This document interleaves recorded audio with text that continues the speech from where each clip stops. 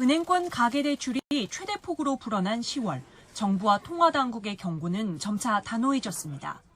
금리가 다시 1%대로 막 예전처럼 기준금리가 떨어져서 이게 비용 분담이 금방 적을 거다. 그런 생각을 해서 하신다면 그 점에 대해서는 제가 경고를 드리겠습니다. 특히 과거 정부에서 유행한 영끌 대출이라든지 무슨 영끌 투자 이런 행태는 정말로 위험합니다. 은행 대출 심사는 한층 깐깐해질 전망입니다. 국내 금융기관의 대출 태도 지수는 올해 4분기 들어 한층 완고해졌습니다.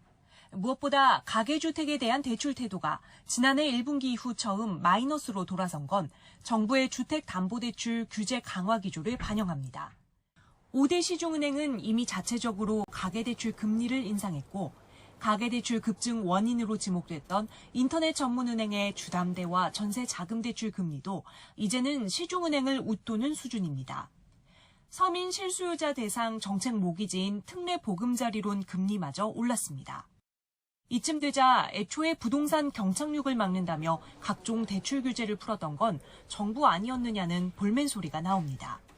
왜 빚을 내서 집을 살까? 왜일까요? 집값이 더 오를 거라고 전 국민이 생각을 하고 있기 때문에 뛰어들고 있는 거거든요. 그러니까 더 근원적인 문제는 집값에 대한 안정, 부동산에 대한 안정, 이게 훨씬 더 근원적인 문제라고 볼 수는 있겠습니다. 정부가 스트레스 DSR 제도 연내 도입을 예고하면서 연말 대출 창구는 더 좁아질 전망입니다. 1년 만에 달라진 대출 정책에 제때 열차에 올라타지 못한 차주들의 상대적 박탈감과 정책 불신도 사회적 비용이 될 수 있다는 지적입니다.